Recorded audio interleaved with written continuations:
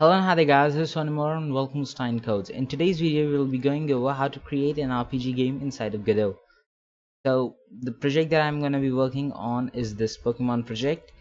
I'm working on this project as a fan game, and well, currently I'm busy because of my exams, but I hope to be able to well do some work on it later after my exams. But until then, today's topic will be creating a player script or a player. So let's start with creating a kinematic body 2D and naming it player. The step 2 will be to add a sprite. I'm just gonna call it sprite. Next, I'm gonna add an animation player. I'm just gonna call it anim. And finally, collision shape 2D. I'm gonna call it shape. Let's just quickly drag in some sprites. I'm gonna go to the sprite folder and go to characters and drag and drop this sprite sheet over here. And as you can see that this is pixel art and it is non-filtered, and to import sprites without any kind of filter, all you need to do is select. You can do multi-select, go here, select 2D pixel and then hit re-import, then it will re-import all of your assets. So it's pretty simple. Next, what you need to do is go to the sprite, go to animation and set vertical frames to 4 and horizontal frames to 4. It depends upon the number of animations present in a sprite sheet. I will put this sprite sheet in the description. A link to the sprite sheet will be in the description, so you can download it and play with it for uh, whatever purpose you might like.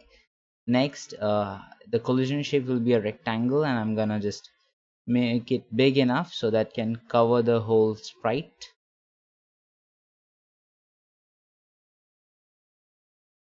Okay, so with all that done, I'm just gonna lock all the childrens using this make children's non children objects children's not selectable, and I'm just gonna place it somewhere in the middle, and then I'm gonna hit the lock button so that I don't move it mistakenly. Now I'm just gonna save the scene. I'm gonna go to scenes folder, go to characters and save it as player.tscn. And as you can see that we have a little character displayed in the scene. The next step is to add the script. Let me just go to player and let's add a script. So I'm just gonna call this script the player.gd, and let's just jump into scripts, player, and save, and make sure it inherits kinematic body 2D, and we are done. So now we need some important variables such as speed. I'm gonna set it equal to 10.0.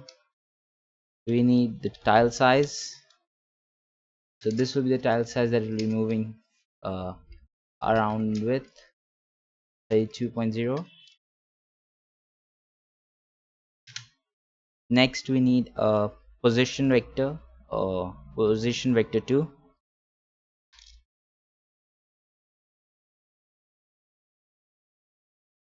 and lastly we need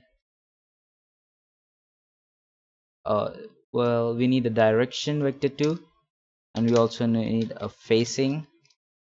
This will give us the direction that we are facing in, and we might also need a counter. I'm going to set it equal to 0.0, and all I'm going to set facing equal to down. You can even use an enum, but for now I'm just going to go with using a string. As for direction, I'm going to set it equal to uh, vector 2, and position equal to, oh sorry, we have missed the var over here. and initial position also equal to vector2. So that's it. And we have the initial position, we have the direction, we have the facing, we have counter and all that stuff. So let's just in the ready set initial position equal to position. Let me just uncomment out all this and delete. And if you want to learn the shortcut keys, just go to the edit view and just read all the shortcut keys from here. I use Control K to comment and uncomment, such as like if I type where something like this, and if I hit Control K it will be commented out. If I hit Control K again it will be made uncomment. Oh yes, we will also need another variable. Where is moving is equal to false, and now we're gonna say if not moving, and let me just change it to moving. If not moving, then we will set direction. Let me call the function set direction. Else if dir is equal to vector2 0, then when it is not equal to vector2 0 or 0 vector, then we're just gonna say move. Let's create a function for that. And finally I'm just gonna say the last function, which will set all the values to 0. That is, if we are moving, then we will be setting moving equal to false. Yes, so we know that the direction is equal to 0, so direction is gonna give us the direction that we need to move in. Thus if it is equal to 0, then we are just gonna say moving is equal to false, because there's no direction to move in, so we are not going to be moving. And that's it. Let's just quickly create the functions.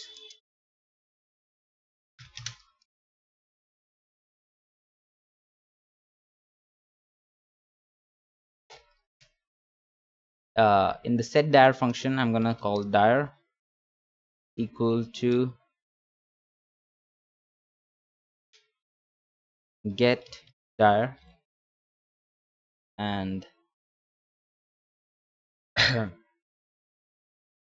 I'm gonna do another function which will see if dir dot x is not equal to 0, or dir dot y is not equal to 0.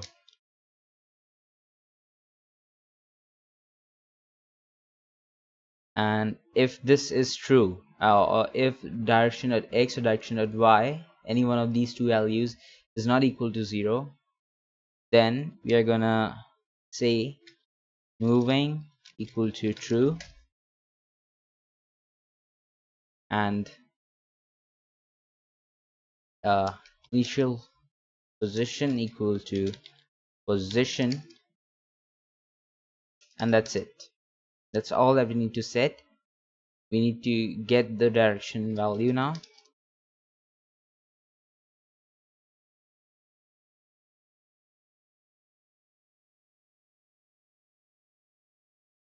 In the get direction function, that is,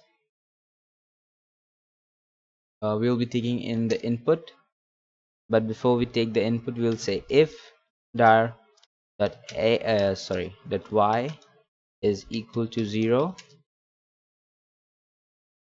Before that, let's just quickly create the variables that we need.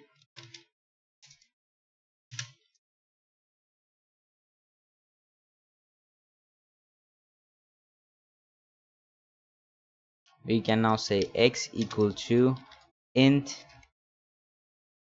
input dot is action pressed UI right minus int, sorry, input dot is action pressed, UI left, and this is it. Now for the y-axis, we'll say if dir.x equal to 0, y equal to int input.is action pressed, UI down, int input.is action pressed, and UI up. And that's all that we need to do in this code.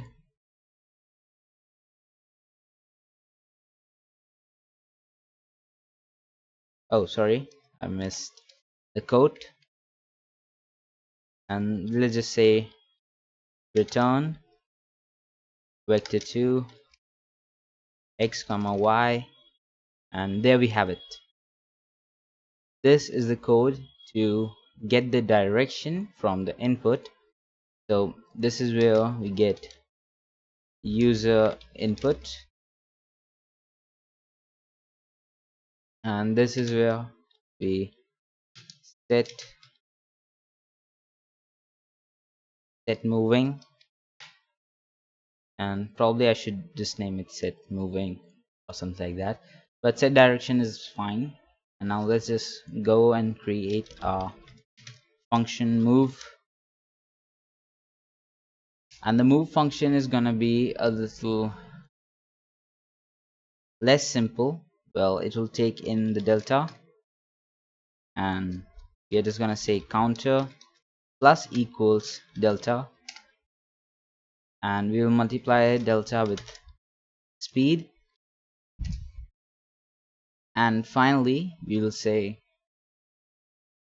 if counter greater than equal to 1.0, then so if the counter is greater than or equal to 1.0, then we can say that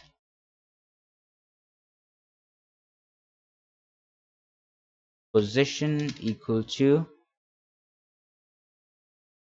sorry, initial position plus, now we need the direction into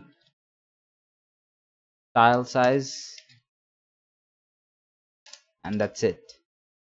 So we multiply the direction into tile size and set it equal to position by adding it to the initial position. So this happens if the counter gets greater than or equal to 1. I'm going to set counter back to 0, and also say that is, sorry, moving equal to false, and that's it for the move. Oh no, we have the else function to write. So let's just say position equal to direction into tile size into counter, and that's it. This is all that we need to do, and we have completed our move function. Move the player linearly. So this function is going to move a player linearly from 0 to 1, or from 0th position to the tile size end. So it is quite simple, as we are just multiplying the speed to the counter, and delta is what gives us the time difference between the last frame and the current frame. So if we keep adding delta, then there will be a time when it will be equal to 1.0 or 1. That will be the time when 1 second has passed. So if you multiply it with speed, we can change the actual speed of movement but not change the tile size or the amount of distance that we are moving. So this is probably the best way to do tile based movement, well, in my opinion. But let's just give it a shot. So yes, we can move, yay. So this is a quick script in which you see how you can move, but now let's add some direction or some use the facing. If facing equal to down, oh sorry, just say facing equal to down, then we are going to change the frame, oh sorry, let's just get that on ready, where sprite equal to sprite, and let's use this sprite dot frame equal to 0,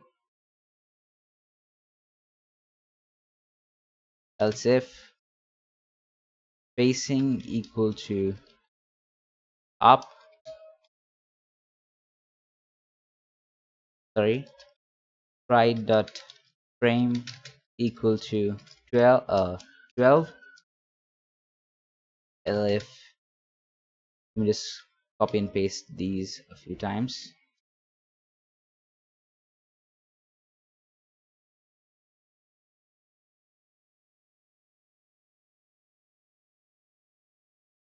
Sprite dot frame, and this one is going to be left, and let me set it equal to 4, and right, let me say sprite dot frame equal to 8. So I'm just gonna quickly go back and check if I've set the frames to the right values, and you can just change the frame value from here and see. So 4 is left, 8 is right, and 12 is down, oh up, sorry. So it's perfect, although we need to hard code the initial value, so that might be a little problematic for some people. And now let's just go to set direction and hit Alt F to unfold it. And so now if we get any kind of user input or get a direction to move in, we are also going to check and see if it is equal to the facing, or we are just going to change the facing value. So if dar x is greater than 0, then facing equals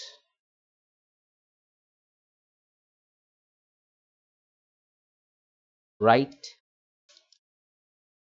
elif dar x is less than 0, then facing equals